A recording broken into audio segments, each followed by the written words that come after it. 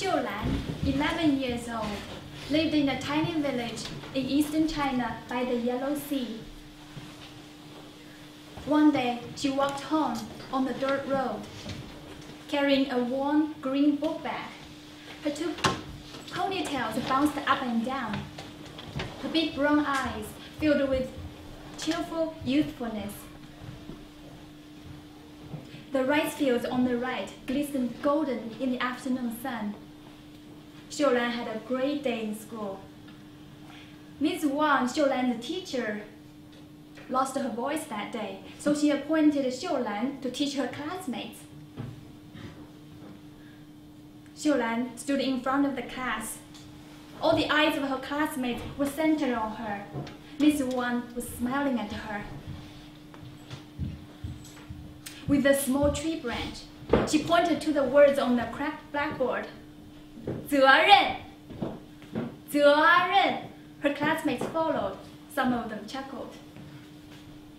For a moment, Xiaojuan felt she was the center of the world. 责任 means responsibility in Chinese. Xiaojuan opened her arms and began to run on the dirt road all the way home, smiling at the image in her head. She was in her early 20s, standing in front of a shining blackboard in a bright classroom. Her students, nearly 50 kids, were all shouting together, 责任! Home suddenly stood in front of her. There were two houses built out of mud. Smoke was coming out of the kitchen chimney. Before she walked in, she turned her face to the sun, closed her eyes, breathing in all the joy and the wonder of life. Xiaojuan, finally you are home. There's not much water in the water tank. We need to cook dinner. Xiaojuan's mother shouted in the kitchen. Xiaojuan carried two wooden water barrels on the carrying pole. The river was half a mile away. When she came back with the 2 barrels of water, her shoulders were in sharp pain. Liquid from broken blisters came through her white blouse. Take a break. Your Baba, Dad, is in the living room. He has something to tell you. Maybe it was about helping out in the field during the harvest season, Xiaojuan thought. As the eldest daughter in her family, she knew she carried a lot of 责任 on her shoulders. Secretly, her father was her hero. He was the only one in the family who could read and write. He worked for the local government in the town of Xintuan. Her father was sitting on a wooden bench by a wooden table in the middle of the living room. The room filled with the smoke of his cigarette. Xiaojuan sat down. Xiaojuan, your mama needs help at home. I know, Baba. I will help her more. Your brother Qi fell and struck his head hard on the floor. Your mama cannot keep up with the house chore and the 3 kids at the same time.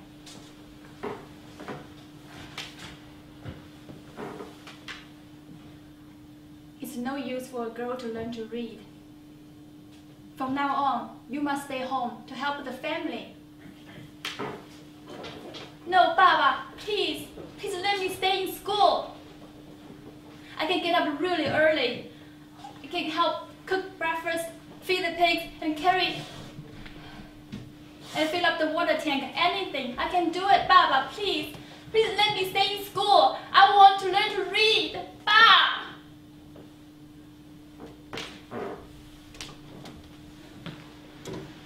Her father stood up and walked to the kitchen.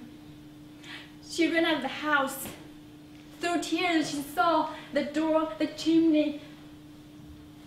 She heard Mama calling, "Where are you going? Dinner is ready." She just kept running and running all the way to the river. Well, the moment she got there, she let out her cry, 我要读书. I want to read. 我要读书.我要读书。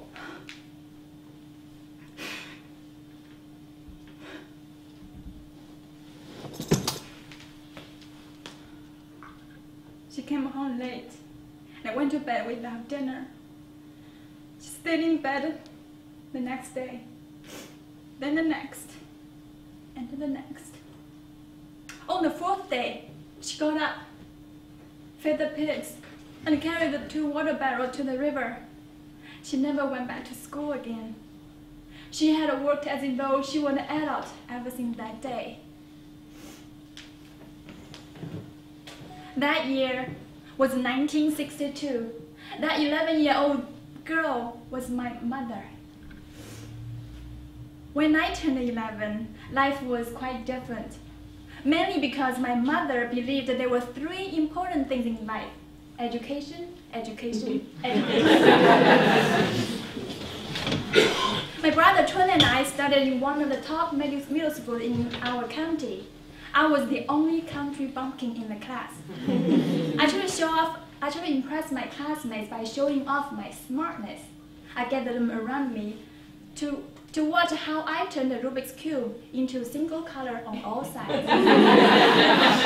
At home, I proudly shouted out the English dialogue I learned in school. What's this? It's a bus. What color is it? It's yellow. What's that? It's a jeep. What color is it? It's green. Mother smiled. We also practiced English dialogue in class. May I borrow your rubber? Thank you. That's all right. Rubber is eraser in British English.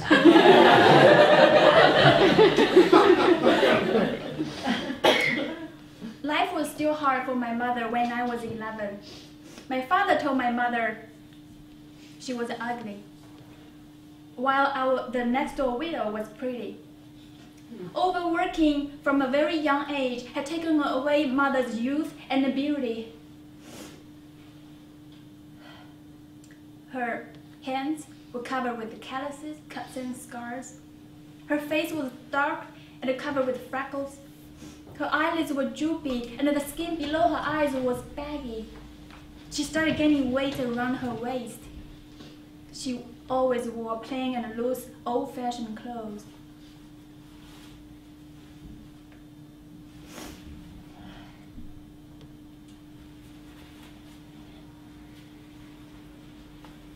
One day, my father took the widow to see a movie in town. I remember seeing the widow sit on the back seat of my father's bicycle while my mother was watering the vegetables in front of our house, stunned, watching them giggling away. At that time, my father was an accountant at an oxygen generating factory. He married my mother to get that job, because my mother's father worked for the local government and could assign him a comfortable office job.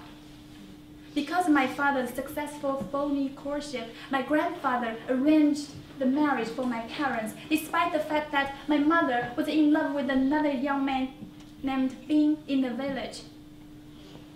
My mother was heartbroken. Bing was also a hard worker like my mother was, and he loved her. One time, when my mother was walking with me home, she confessed to me, "Xiaojuan, the most unhappy thing in my life is marrying your father." Shortly, my father was kicked out the same year my father was kicked out from the factory because he boasted about his great life to co-workers whom he shouldn't be boasted to. Shortly after he lost losing his job, he became sick with Parkinson's disease. My mother had become the single breadwinner in our family ever since. When my brother Chun and I did not study as hard as we should, Mother told us the story of the day she dropped out of school. I still vividly remember the longing, the sadness, and the regret in her eyes. She didn't say, "That's the story of my life. I don't get no respect. I can't take it no more. Instead, she said, 我就是上刀山下火海滚金板，我也要供你们读书。I will do anything to support you going to school, even though if I need to have to climb the mountain that is sharp-edged like a knife, jump into the sea that is full of fire, or roll across the board that was covered with nails pointing upwards. Those were her exact words. Mother did not have to do all those dramatic things. Thank life.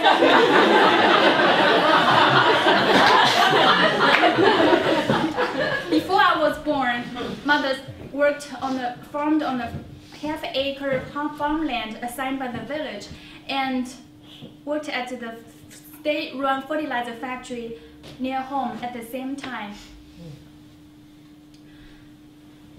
That factory, the working environment in that factory was severely polluted, and the workers had no protection. She continued to work there during the pregnancy with me. She also scavenged. Once in a while, she sneaked out some iron waste from the factory.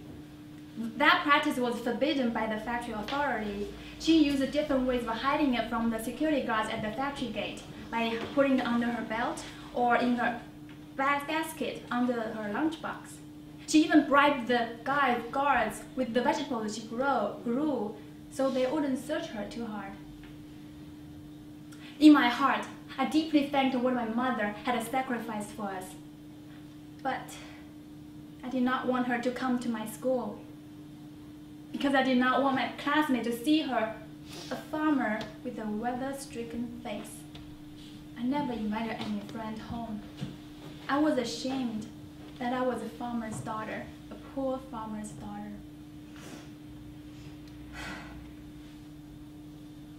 I made it to the top high school in our county. It was a boarding school, 6.5 days a week. We studied, and studied. Every day we took an exam on a different subject. Every month we took a monthly exam covering all subjects. The academic ranking based on the monthly exam was posted on the wall, so everyone knew if you were smart or not. Anyone ahead of you was your competitor to compete for that only opportunity, changing your low social status by going to college. I was in boarding school. My brother Chen was about to go to college. We needed more money. Mother decided to work on the high scaffoldings in construction, despite her acrophobia, being afraid of heights. You almost lost your mama today, one day she told me. That day she tried to grab the barrel full of cement from the crane, but she lost her balance. She would have fallen off the scaffolding if it weren't for one worker who pulled her back to safety just in time. After that, she made a career shift. She started selling vegetables and eggs at the farmer's market, on the ground, in the uncharted area, trying to avoid paying the fee. The final college entrance exams finally arrived. It was a 3-day event on July the 7th, the 8th, and the 9th. Let's not get hung up on the dates.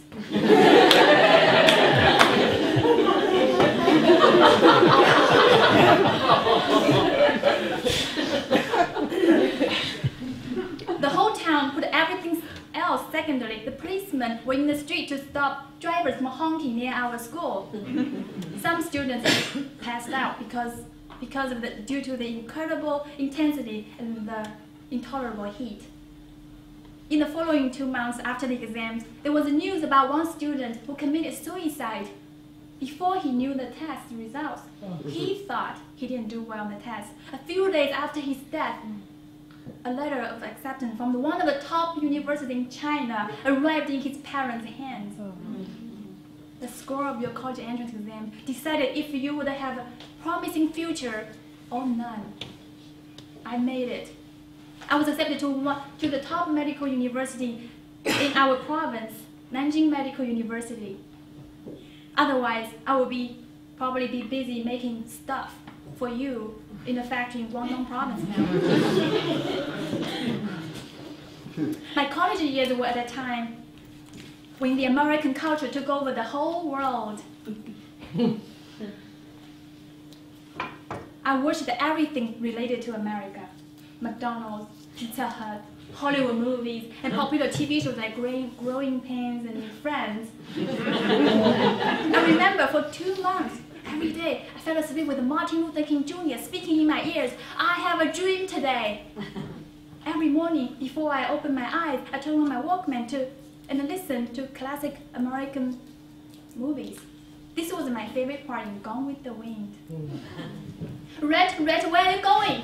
I'm going back to Charleston, back where I belong. Please take me with you. No, I'm through with everything here. I want peace. Do you know what I'm talking about? No, only know that I love you. That's your misfortune. Red, if you go, where shall I go? What shall I do? Frankly, my dear, I don't give a damn.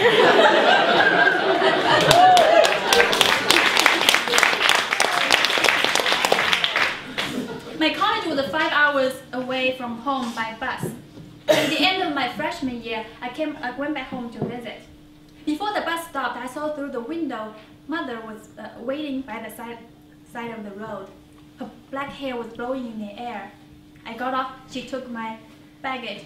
I noticed that the skin below her eyes was baggier, and her eyelids grew droopier. There was always some strange smell in the air, either from the fertilizer factory in the south, strong and stinky, or the shrimp factory in the north, a terrible seafood odor, or the construction materials factory in the east, smoky and stifling. Which stink we were entitled to inhale, all depending on the direction of the wind at that moment. A truck was driving towards us during a dust storm. I closed my eyes and held my breath. Mother and I were walking home, exchanging few words. I loved my mother, but I wanted to get away from her. Her love burdened me. We walked in the house. It was dim, even with lights on. Mother said, "Give Mama a pause. Let Mama give you a hug."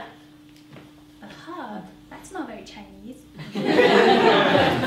And Mother was a bit sweaty after walking, but I did not want to hurt her feelings.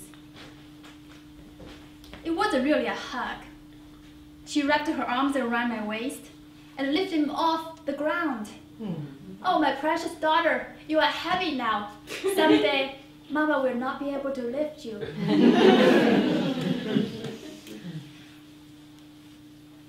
There was a big square table in the middle of the living room.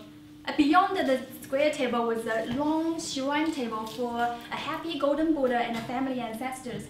Every day, Mother burned incense. "Merciful Buddha, please bless my daughter and son." Actually, she said, "Please bless my son and daughter. Safety and health.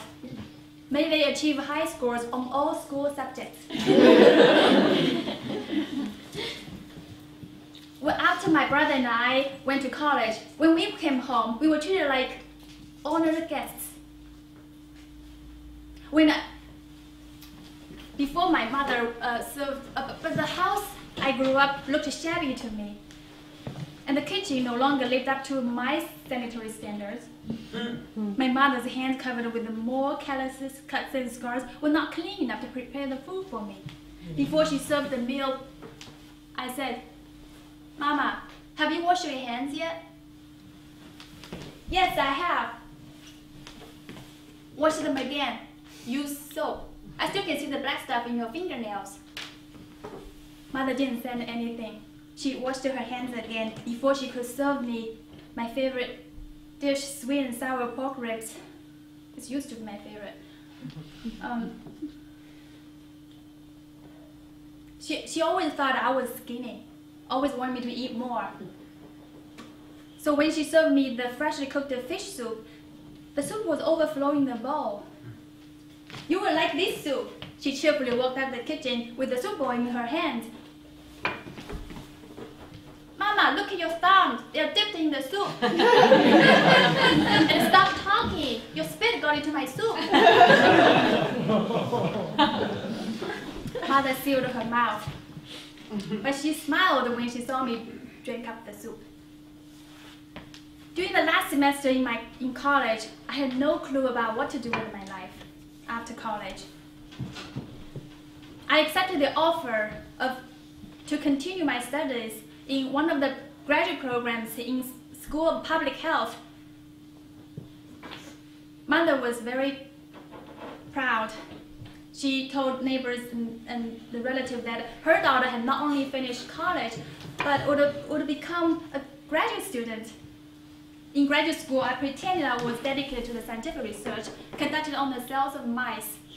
I executed them in the lab, and I extracted the cell from their reproductive system and tested them for some potential environmental toxin. After I killed dozens of mice, no scientific conclusion had been reached during my research.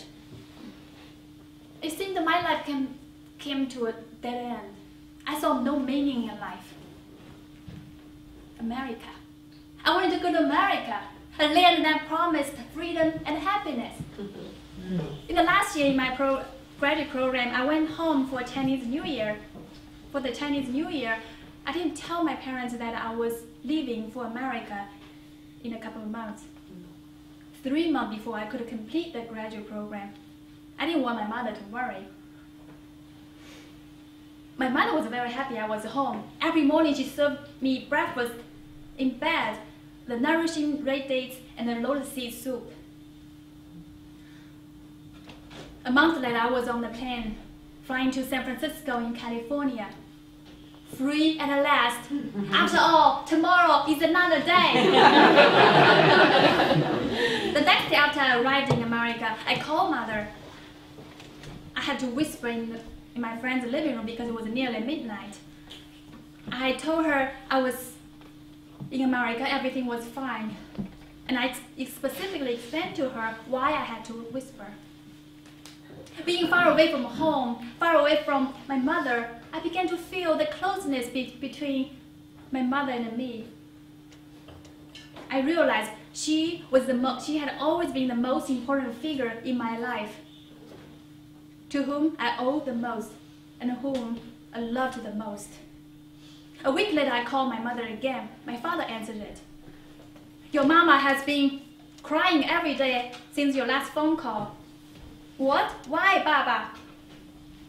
"She thought you were probably kidnapped. That was why you had to whisper." "It's your mom." "Wait. Ma, I told you I had to whisper because it was midnight in America. Why didn't you believe me?" I was a bit annoyed. I tried so hard to let her not to worry, and she went ahead of worrying anyway. And she had such an amazing imagination about me being kidnapped. "I'm just worried about you. Since you left, every time when someone calls Mama in the street, I always turn back thinking, is it just like how you would call me? I miss you. Now you are in America. I cannot take care of you. You mustn't be too thrifty. Never try to save money on food." "Ma, I promise I will eat well. I will take good care of myself. I'm sorry. I continued to work in the fertilizer factory when I was pregnant with you. I didn't know a thing back then. When you were born, your skin was so red, and it looked like you had no skin. You coughed a lot as a young girl. Remember you fainted once in high school for lacking of good food. I want to make it up to you. Ma, please stop saying sorry. You're the best mother in the whole world. I can't imagine how you could have done better. Really? Yes, Mama. You're a great Mama. I'm the one who should say sorry. It's my turn now to take care of you. Ma, please take a very good care of yourself. For me.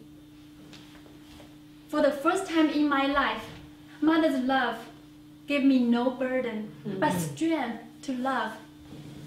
She has made it possible for me to take control of my life and live my dreams. And now I want to take care of her when she grows weary. I feel I'm being lifted up again by Mother.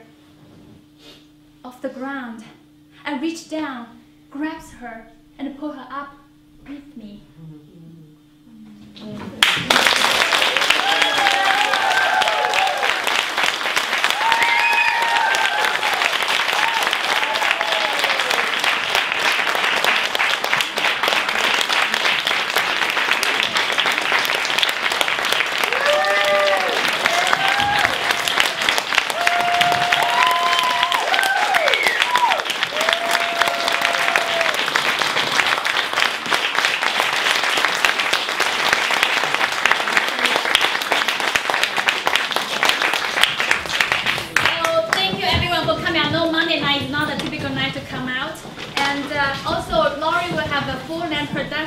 In January, please pick up the flyer close to the entrance. And thanks again for everyone to come. I'll be here.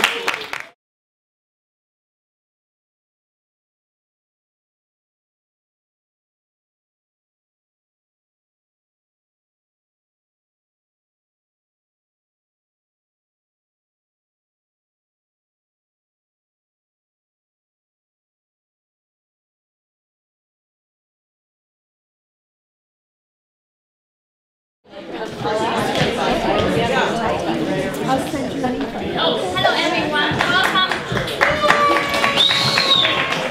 welcome to the Marsh. My name is Xiao. I'm the house manager tonight. If you are new, how many of you are new to the Marsh? Not many? Okay, welcome to the Marsh. And if you're new to the Marsh, I will tell you more about the Marsh. The Marsh is famous for its breeding ground for new performances, like what you will see tonight. Many popular San Franciscan solo performers, like Marga Gomez, have developed their work here. If you want to share a story or your perspective of life, or you just have an urge to express yourself, every one of you can apply to Monday Night Marsh to perform your own solo shows. Everyone has a story. At the Monday Night Marsh, people found my uneventful life intriguing. 6 years ago, when I came to America to pursue my American dreams, I think I found the true American spirit at Monday Night Marsh.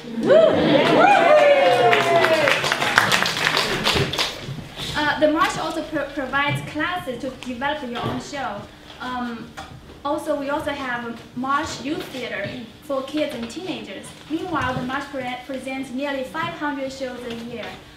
We have 2 locations. In San Francisco Marsh, we still have 1 weekend left. Marga Gomez is not getting any younger. It's a fantastic show.